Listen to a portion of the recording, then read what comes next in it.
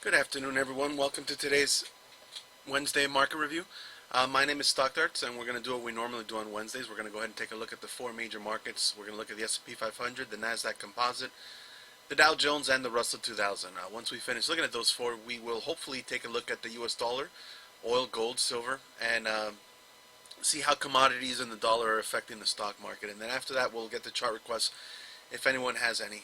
We've had technical difficulties a couple times these last couple Wednesday market reviews. Hopefully we've got this figured out. I was able to change a few things on my PC that looked like they were eating up some CPU. Still pretty high up on there, but right now so far it looks like everything is working good as far as the streaming software I use is concerned. So hopefully we'll be able to get today off without a hitch, but we'll see how it goes. If you guys like what you see here, you can always follow me at Twitter on Stock Darts. You can find these videos at YouTube under the name Stock Darts, or you can visit me at patreon.com/StockDarts, where I post weekly blog content, including trade ideas, watch list ideas, and generally just expanding on whatever the topics are we cover during these Wednesday market reviews. We tend to try to analyze what type of market environment we're in on Wednesdays, and then I usually try to trade based off of that information. So you can always find that kind of stuff on patreon.com/StockDarts. Now, some of that stuff is behind a minor paywall, but a lot of that goes free after about a week or so. So it's more of a time gate than anything else. So if you're worried about having to spend money, I mean, it's only $8 a month, but it becomes free after a week or so. So you can always go in there. There's a lot of free content there for you to go ahead and examine if you like what you see here. All right, let's go ahead and take a look at the S&P 500 first. We're going to look at the ETF SPY, and we are in an interesting spot here in the markets. We're in an interesting spot overall for now the last week or so, and really we are almost exactly in the same place we were last Wednesday, which is right here at the edge of what is now becoming an interesting short-term ceiling for the price action. I'm going to zoom in a little bit to give you guys a better idea of what's going on here. And you can see, so a couple of Wednesdays ago, we were over here at the 350s. And I mentioned how it was looking pretty likely that we were finally going to have a pullback in the market. There was a lot of structural issues and a lot of psychological issues with the market that was getting overstretched out, and typically when that happens you get these quick moves to the downside. It's the kind of psychology that typically follows these rising wedges, which we actually didn't get twice in a row, as we just sort of had these little washes of 1 or 2 days, and that often happens because market makers need to kind of readjust after being pushed against the edge of the, pushed against the wall as the market sort of squeezes upwards. And so this a lot of times is a normal market condition that happens where eventually when the market gets too stretched out, it snaps back in the other direction. And that's what we finally saw a couple of weeks ago. You can see on that Thursday, we made it all the way down to about 342, and then it kind of closed with a little bit of strength, or a small bounce to about 345, but basically it was a pretty bad day.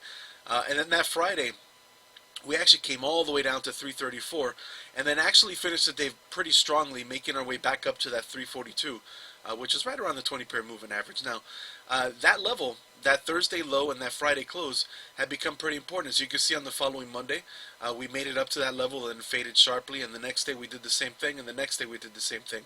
Or actually Tuesday, because it was Labor Day. So Tuesday, Wednesday, Thursday, Friday. And then this week again, you can see Monday, Tuesday, Wednesday, we've made our way right back up, trying to get to that 342 level.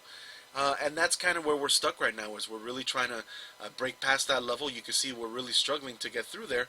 And at the moment, we kind of have a little bear flag going on the S&P 500, where we had the big drop, and then we just have a sideways consolidation, as you can see on descending volume, right? So at the moment, this isn't really signs of strong buying demand or buying.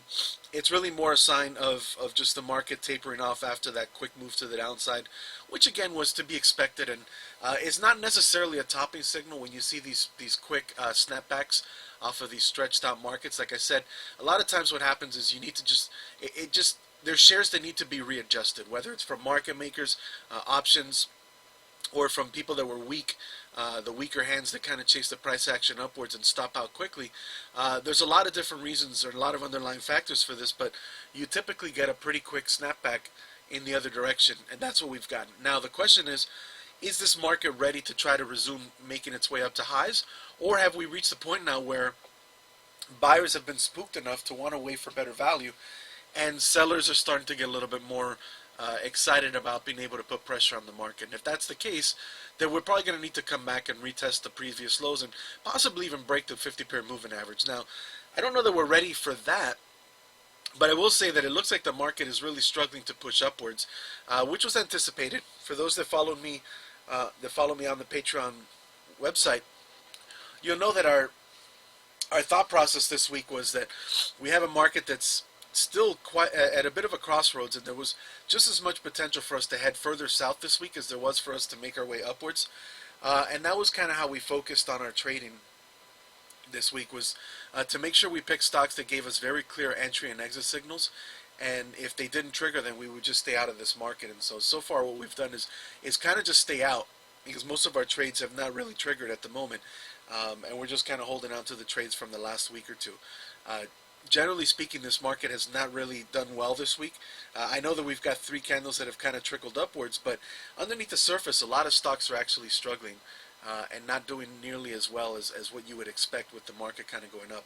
And so it'll be interesting to see now if we get a rotation where some of these stocks that are underperforming start to improve and push this market above 342, or whether the market follows suit and comes back down and retests this 333 area.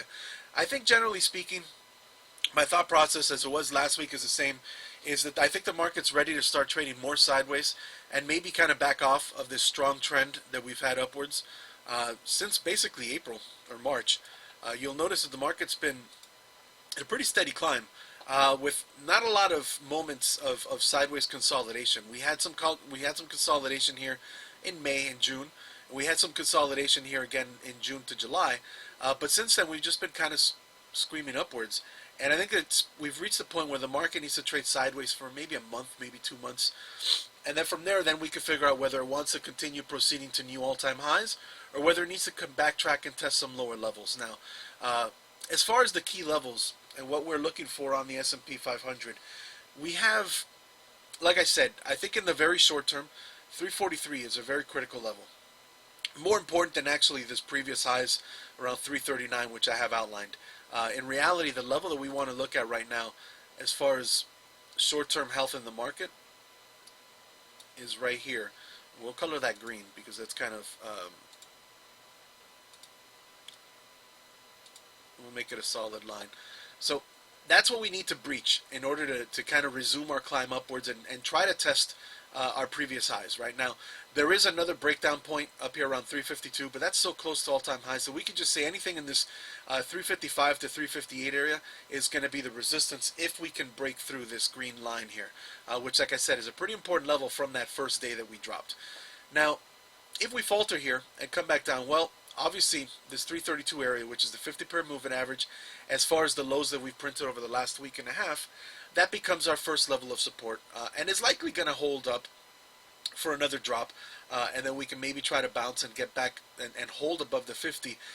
But if that fails, well, then we have downside all the way down to about 320, and that again that's actually a pretty important level.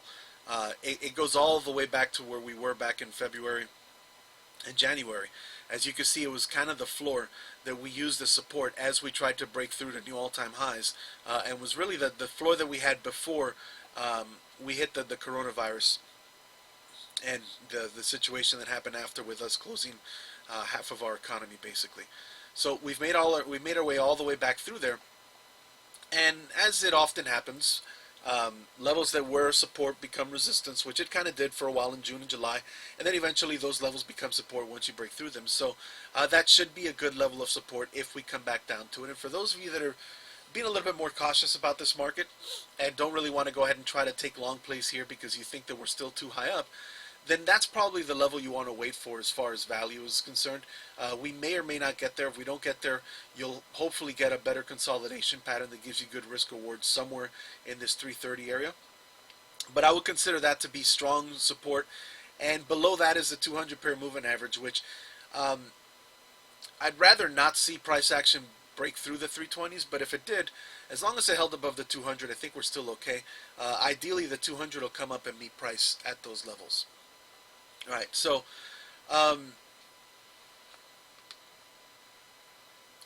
the other thing we're looking at here is the moving averages, right, and the interplay between them. And so when you have a strong trending market, you have the 20 period, which is this sort of brownish moving average I have, and the 50, which is the green one.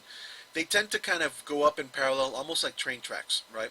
And when a market pulls back, it typically just hits the 20 and keeps bouncing up if it's in a strong trending environment, right?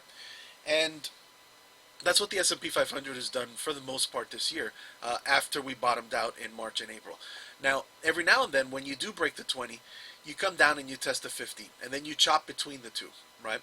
And you can see we kind of had that action here in June and July, and that's what we're doing right now. Now, more often than not, this actually results in a continuation of the previous trend, and you just break right back through the 20s. So, despite the fact that it looks like this market needs more time to rest and maybe come back and test the 50 again, there is still a pretty strong potential scenario where the market just breaks right back through the 20 period, maybe tonight or tomorrow, and then just starts to make its way back upwards. So don't get too married to the idea of us dropping. I think the more likely scenario is that we do head back down to 330, but I think there's also a pretty decent chance that we just break right through 342 again and start climbing upwards. So I wouldn't try to short here. I wouldn't try to get too excited about playing a drop. I just, I'd wait, and if I have a chart that gives me a good risk-reward entry, I'd enter it. And if it doesn't, then I'd wait for a better setup. And so, despite what the market's giving me here, I'm still trading to the long side, even if I think the market might drop. If I see a chart that's giving me good risk and reward, I'll still go ahead and enter that as a possible trade idea, because a lot of times this market goes back and forth, and then what you have is you have some stocks go up while others go down. So it makes no sense to ignore any good setups you see right now. What you want to do is just make sure that you are being disciplined and respecting the rules that you have in place as far as how you want to go ahead and trade. Now, however, I do think that the more likely scenario, and I'll get into it in a second when we get to tech and the FANG stocks, is that we probably come back and test the 50 period again. And then we'll see if there's enough buyers left to support and try to push us back through the 20. But there is a decent chance we do break through the 20. Now, let's take a quick look at the NASDAQ.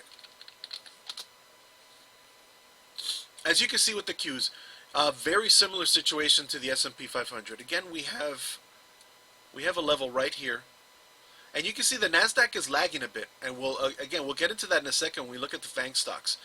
The Nasdaq is actually lagging a bit compared to the S&P 500. We haven't come back to challenge those lows from the initial lows from that Thursday drop or from the Friday close.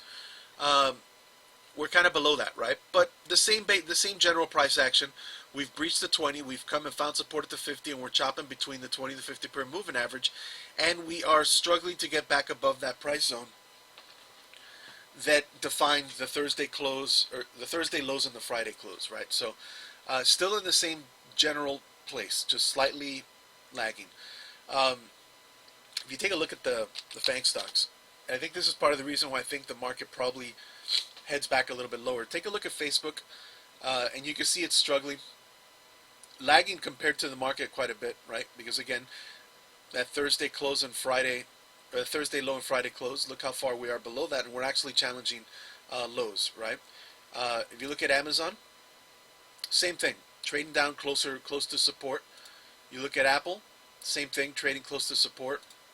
You look at Netflix, and for the most part, trading close to support as well, right? And so, as you look at the FANG stocks, all of them are actually kind of struggling a bit. And so I think underneath the surface, the market actually is not in quite the same healthy state that you would think when you're looking at the S&P 500 or when you're looking at the Qs, because the leading stocks are actually kind of struggling a bit. Now Tesla, a little bit of a different case. They've actually kind of made their way up, and again showing the strength that Tesla has exhibited throughout the year. But even Tesla slowing down a bit as it comes down to that breakout point from earlier in the month.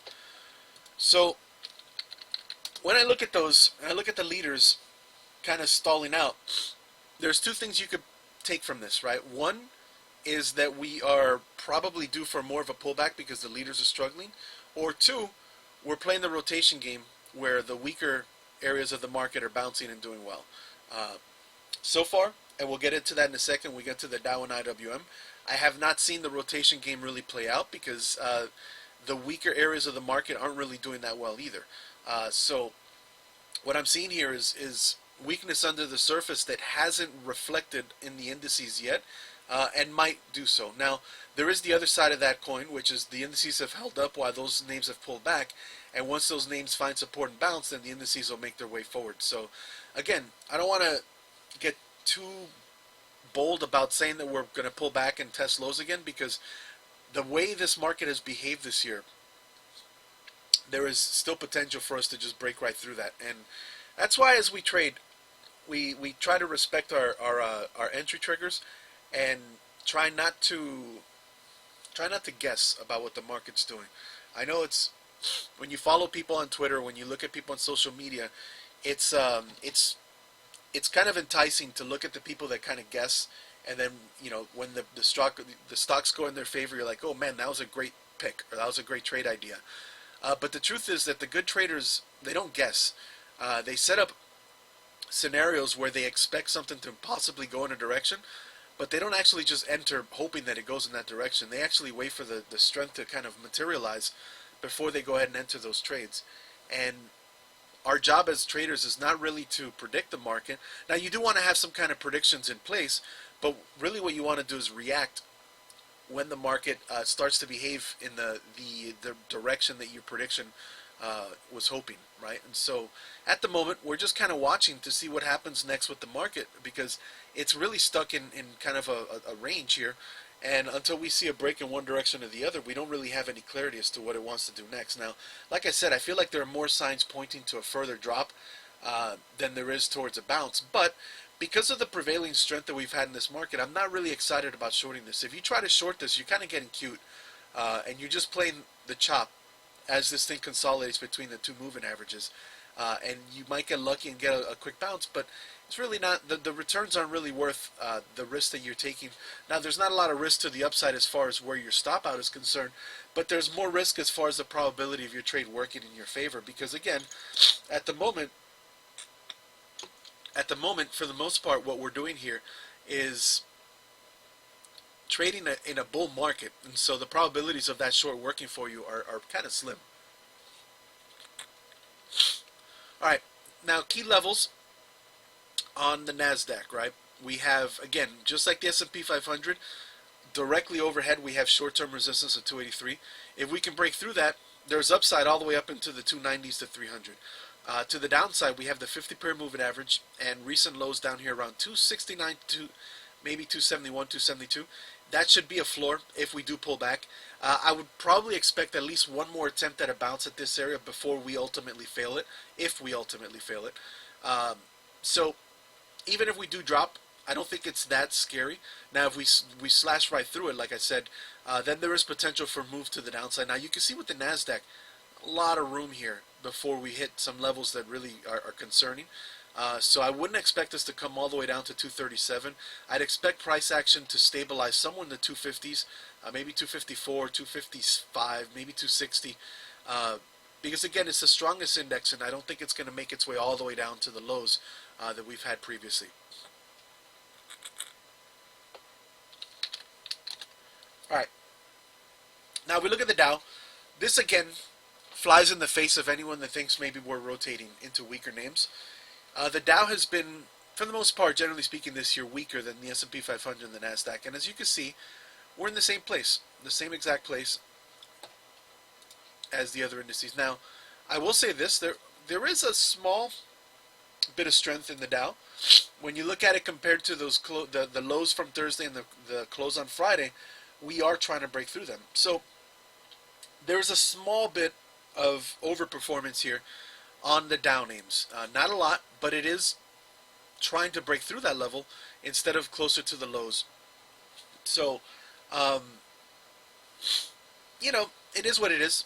There's a little bit of they're holding up a little bit better than maybe some of the tech names, but we're not seeing this enough of strength to be able to break through what is a pretty important level. Now, longer term, we are definitely lagging because that red line that was support on the S&P 500 that we're well above and way beyond on the NASDAQ is the level that's the resistance that we're struggling to deal with the Dow Jones right now. You can see all-time highs, we haven't really reached them yet. And the way this year has played out, it's expected that industrial type names that are in the Dow Jones are going to struggle because they haven't really benefited from people working at home like perhaps some of the tech names have in the Qs, right? So if you look at the big picture, though, we're doing the same thing. We're contending with this short-term resistance. We're chopping between the 20 to 50 per moving average, and we're just trying to maintain this upwards trend that is probably going to slow down and turn into a sideways trend. Now, there is, like I said, a little bit of strength here. If the Dow can push through that, I think it lends more credence to the sideways theory more than anything else, and that means that maybe we do play more rotation as we wait for the tech names to get their act together and start wanting to rally again. Um, as far as the levels we want to look at, like I said, overhead, there's immediate resistance right overhead, whether it's 281 or whether it's 284. There's a lot of overhead resistance here we need to push through. If we can get through that, well, then we're probably going to make our way to recent highs. And hopefully with the Dow, that means it starts to make its way up to all-time highs and kind of join the S&P 500 and the NASDAQ with their little party that they're having right now as they continue to push forwards and rally higher and higher and higher. Now, if we falter and roll over here again, well, the Dow's going to come all the way down to 274, the 50 per moving average. And like I said, just like the other two, it probably will find initial support here, and then we'll see just whether it can bounce strongly or whether it's another really weak bounce that leads towards a further drop and a move back to the 200 per moving average, or maybe down here to the 270 area. But for the most part, expect the same behavior as what I described in the S&P 500 and the NASDAQ. And then finally, the last index we want to look at is the Russell 2000 and the ETF IWM. And again, you can see, generally speaking, it's still struggling. Now, I will say this, as far as the rotation game is concerned, I guess maybe I was a little premature in saying that there hasn't been any rotation because, again, over the last couple of weeks, IWM has outperformed. I didn't see it in some of the individual stocks I'm following, but as an index as a whole, it actually has outperformed a bit. So maybe there is more rotation than I initially realized. Again, what I'm looking at is that close on Thursday, or that the lows on Thursday, that close on Friday, and then the highs that we printed on the Tuesday, Wednesday, Thursday of last week, right? And we've actually broken through that this week on IWM. So some of the weaker names are starting to bounce and show some momentum. Now, unfortunately, there's extreme overhead resistance here on IWM. You can see that we struggled very much with this area around 155 to 160. That is an important level. Again, that red line shows that that was the support area from earlier in the year. And that's what we're dealing with right now, or what we will be dealing with in the very near future on IWM. Now, the fact that IWM and the Dow have actually shown a small modicum of strength this week means maybe we do just keep chopping sideways while we try to get the things sorted out and money rotates back and forth. I still haven't really seen where this money's rotating. I have to maybe do a little broader examination of what's going on with the small caps.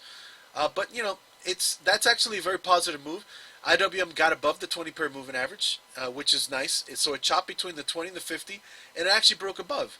And I have to say that's very rare to have the small caps lead the way higher and be the first index to break above their moving averages. And so, not sure yet. Maybe a small change in character in the market where traders are willing to accept risk and try to get into the small caps first.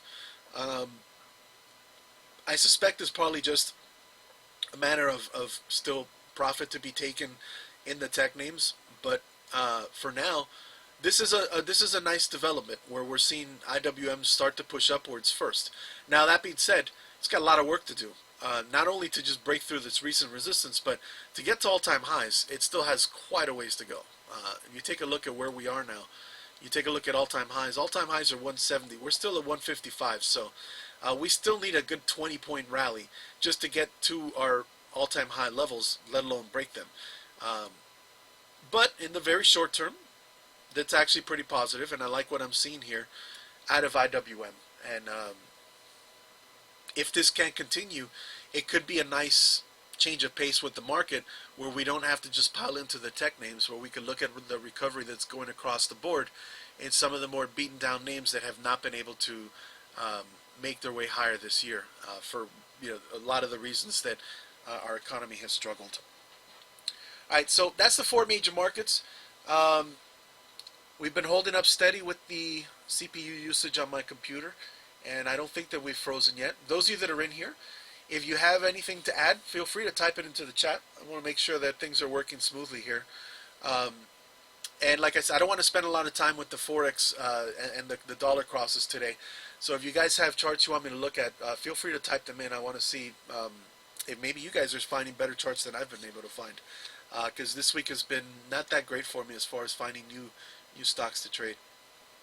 All right, so here's the UUP index, which is, of course, the U.S. dollar as an aggregate. And you can see the U.S. dollar is just trading sideways. It's still struggling quite a bit. If we look at the individual currency crosses, you can see that the euro is still trading sideways with the U.S. dollar. Now, the U.S. dollar, again, this is inverse. So the U.S. dollar down is good for the U.S. dollar, up is good for the euro. And you can see the U.S. dollar over the last couple of days is starting to push a little bit against the euro, and maybe wants to make its way back down into this 117 area. But it's basically stuck in a range. And that's what's reflected on the UUP index. Now, if we look at the U.S. dollar versus the Canadian, you can see again it's trading sideways, but in this particular case, it's building a momentum for a breakout. So the U.S. dollar is gaining strength versus the Canadian, which is probably due. It's overdue for it actually, because it's been in such a slow drip, and it's finally starting to pick up some strength. I don't say this is indicative. I wouldn't say this is indicative of a big trend shift. It probably just means it's going to start trading sideways instead of just dropping and bleeding down lower, lower, lower. And then finally we have the U.S. versus the yen. It's actually losing ground versus the yen, as we can see here. Nice breakdown here. So it looks like the yen is finally gaining some strength, and the U.S. dollar making its way all the way back down to lows. So the general picture here with the U.S. dollar is one that is still kind of riddled with weakness. Where the best case scenario right now is that it's range bound, and of course worst case scenario is that it's just getting ready for another breakdown. So overall, still seeing weakness across the board. Interestingly enough, it hasn't reflected that well with the gold and silver moves. Gold has trickled upwards, but it hasn't had a strong move yet. I think it's probably waiting for the U.S. dollar to break down again, at which point it can move upwards. Now, it did establish support here in the 179 to 180 area on GLD, and it's above its 20-period moving average after kind of chopping between the 50 and the 20. And so there's a chance that it could continue trying to rally up here. Risk reward's not as great now as it was last week. I thought last week it made for a good entry, and it's up. But at the moment, it's a little bit more difficult to go ahead and trade because it is kind of at an intermediate level of resistance, and support is way down here, 179, and if it breaks through that, it can move upwards, but you don't really have a good stop-out point. And it's going to be the same case with SLV, where we're just chopping sideways. It did find some support here in the lower 24s, but it really hasn't done much, and I think it's just waiting for the U.S. dollar. I don't see this as a good trade right now. Now there is a larger pattern here developing, where we've got kind of a triangle. It's getting close to the apex of that, so there will probably be a move coming soon on SLV. But at the moment, like I said, trying to enter right now, you're guessing. You're guessing whether it's right in the middle of the triangle, right in the middle of the apex. And if you tried to go long or short here, you're just kind of hoping it moves in your direction. There isn't really any kind of certainty as to what it's going to do next. And like I said, we'll go over some of our trade ideas from this week, and I'll explain why you want to wait for a resolution of these patterns before you go ahead and enter. So that's gold and silver. The last thing we want to look at is oil.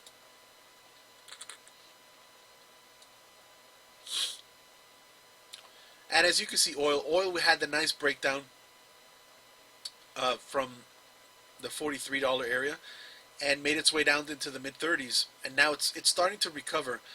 But I would say at this point, once it hits back into this 41, 42 area, that should be resistance, and then we'll see whether this is just a retest of that breakdown and it comes down lower, or if it just starts trickling and trading sideways again. This chart is still a little difficult to look at because of that extreme wick that we had when oil went to negative prices, and so it's still kind of not as clean to look at as some of the other charts. But if we go to the 4-hour, we get a little bit of an easier picture here to kind of analyze where it's been and what it's doing. And you can see it was making its way upwards and stair-stepping, and then eventually it finally failed. And then you can see this 41 to 42 area is going to be pretty stiff resistance when it makes its way back up to that level. I think overall, I think oil is fine. I think it shows that we finally reached what is probably a ceiling as far as energy demand and what we can expect out of our recovery process in our economy right now. And that's probably good. We don't really want energy prices to start spiraling out of control. It's much better if oil stays in a range, and possibly the lower ends of this range is probably better as well. Alright, so that's the 4 major markets. That's oil, gold, silver. That's pretty much what I had to talk about today. The last point I want to make is, like I said, so for those of you that follow us on, actually that's not the one I want to look at. I want to look at Carnival. For those of you that visit me on Patreon and look at my trade ideas, this was one of our trade ideas from this week, and as you can see, it didn't work, right? Well, it never even triggered, so it's not like we lost any money on it. It's a trade we never took. But I just wanted to go ahead and highlight why I trade the way I trade, and what I mean about trying to react to the market rather than trying to guess and predict what a market or a stock is going to do. I've generally, for the most part this year, stayed away from names like this. These cruise lines, airlines, they've been so weak that I don't trust them with trades. However,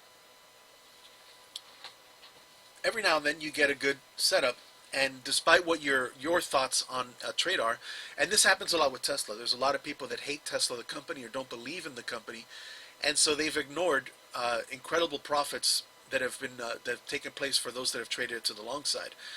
And so they let their personal biases get in the way.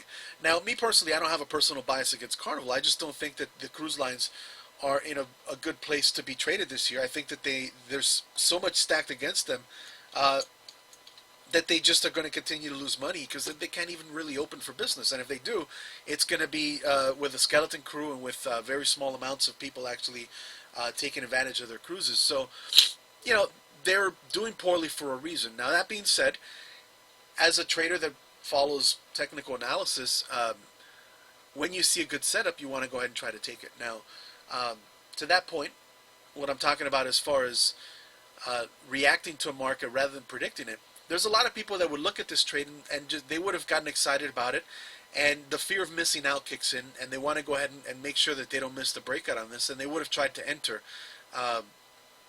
as it sits here in this area around the 18. But as I pointed out, when I look at stocks like this, there's always a trigger. There's always something that tells me this trade is working. And so to look at the idea and the thesis behind this trade, let's take a look at basically what Carnival has done all year, right? And as you can see, once we had the coronavirus crash, we dropped all the way down into the $9 range. And as you can see, eventually there's a level here around 18 that is materialized as basically the ceiling for price action. That was where we tried to stabilize here in March. We failed.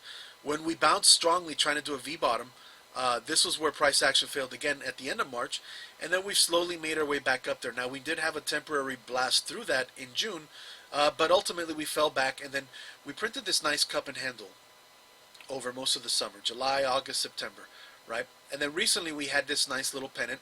There's a little triangle pattern here. That's the handle of the cup and handle, and struggled with the $18 area. Now, at this point, it looks like it's getting ready for a breakout.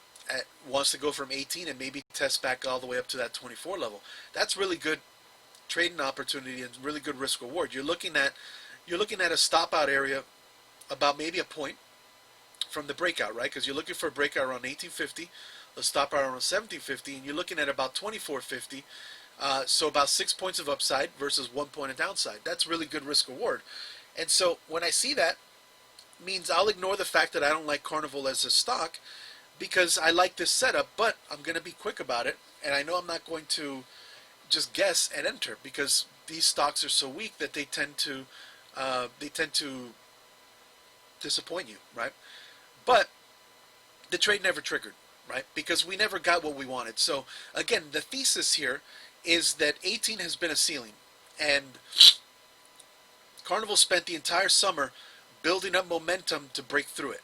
And at the end, that cup and handle, it's almost like a little mini bull flag as it tries to build up momentum to break through it. Now, so the thesis is Carnival's going to be able to break through 18 and come back and retest 24. However, if it doesn't break this bull flag, then that's a moot point. It's the thesis is wrong. It's not going to do that, right? So for those that try to enter this trade ahead of time, they're guessing on what's going to happen next, because again, 18 is a very strong ceiling. What happens a lot of times in these areas of conflict between buyers and sellers, there are just as many people looking at the opposite end of this trade saying, well, Carnival's back up to the top of its range and it's probably going to fail here and it's going to go down.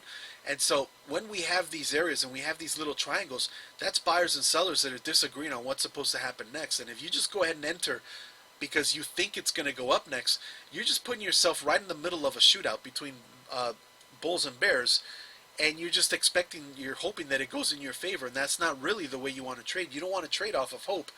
You want to be able to trade off of what you expect to happen, but you want to wait to see who wins between the bulls and the bears, or the buyers and the sellers. And in this particular case, the buyers were not able to push the price action above it. And matter of fact, they failed, and the bears won. And as you can see, we opened up at 17 and then just swung all the way down to 16 and just below that. And so at this point, the trade ideas, it's basically done, right? It's not it didn't even materialize. And so a lot of traders, when they see a pattern they like, they try to get involved early, right? And that's they're in the prediction game. And like I said, my thought process on trading and how you use technical analysis is you want to react, right? You want to do what the market's telling you. And the fact that we didn't break out, the market was telling you this isn't ready to push through 18. And I know it sounds, in hindsight, it's easy to point out, but even in real time, it's the same thing. If the market isn't giving you what you want, then just wait. And if it ever, if it gaps up into the 20s and moves past the levels that you trust with risk reward, then you move on. You move to the next stock and you hope that it gives you a better risk reward opportunity. But this, I think, is a good illustration of what I'm talking about when I say that we want to react to the market. We don't necessarily want to predict it. Now, I did have a prediction in place, right? I was expecting or hoping that we could break 18 and make our way to 24. So it's not like I'm not trying to predict what's going to happen, but I'm not going to just enter on the hope that it happens. I want to wait for a resolution here that tells me it's going to happen. Now, does this mean I'm going to have 100% trade success? No. There are often false moves where it'll start to break out and you enter, and then it just turns right back around and fails. But if you wait for this breakout, your chances of success dramatically increase. And it goes from just a coin flip to something where you have an edge of maybe 10 or 20% more success rate compared to someone that was just entering here, where it's 50-50 to go up and down, and possibly even lower depending on what kind of stock we're looking at. So that's how you try to slant the probabilities more in your favor and try to get an edge. Is you want to have an idea and a thesis in place, but you want to also have a trigger that tells you that the thesis is working, or a trigger telling you the thesis is not working, right? So even if this trade starts working in my favor, the idea is that Carnival's breaking 18 and wants to go to 24. If Carnival breaks above 18 and then turns around and falls back right below 18, well then that's also telling me my trade is wrong. And so if it would have broken out and I entered and then it reverses and falls back below that, well, then my trade is wrong. And so that's where I should have my stop, because my idea isn't that I like Carnival as a long-term trade and I want to hold it. My idea is that Carnival is building up momentum to break through 18, and if it does so, it wants to challenge its previous levels. So if it doesn't establish that breakout, or if that breakout fails, well then my trade is wrong, and so I stop out. I don't wait for it to come back to 13 because maybe I got lucky and buyers like it. No, my trade idea was that it's supposed to break above 18 and move on, and if it doesn't, whether it ultimately fails before or after my entry, that's where my trade idea I realize is not going to work, and so I get out of that. And so um, hopefully this gives you guys a better idea of what I'm talking about when I say react to a market, don't necessarily try to predict it. And so, yeah, that's basically what I had to discuss today as far as my stocks and what I'm looking at. Like I said, a lot of the trades we were looking at this week have not materialized, but they haven't given us an entry signal, so it's not like we've lost money. We're still doing okay actually with our trades from the previous weeks, but as far as our entries this week, they haven't triggered, which again leads me to believe the market is still kind of struggling and maybe needs more time to trade sideways. Alright, so that's all I have for today. If anyone has a chart request, feel free to add it. If not, I'll probably call it here. And maybe not push my luck as far as the stream is concerned, because so far we haven't had any hiccups and the screen hasn't frozen. So it looks like I figured out what was eating up my CPU and was able to end that process and kind of get this working a little bit better.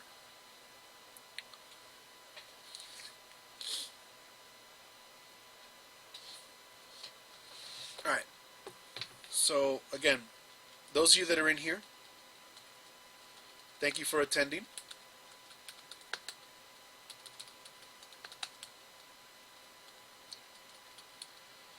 And if you are seeing this on YouTube or on my Patreon page and you have a chart request that you feel free like adding, you can always message me on Twitter, like I said, at StockDarts, and I'm more than happy to give people ideas of what stocks I'm looking at. And you know, like I said, it's one of these things where if you want more of my trade ideas, visit me at patreon.com/StockDarts or ask me on Twitter, and I'm more than happy to help. I have no problem giving someone my ideas on a chart if they ask it. So if you didn't want to ask on this stream, that's cool. But if you want to message me on Twitter, feel free to message me, and I'll give you my ideas on whatever chart it is and what I think as far as the levels are on it concerned. Other than that, I hope you guys have a good rest of this week, and we will meet again next Wednesday, same time.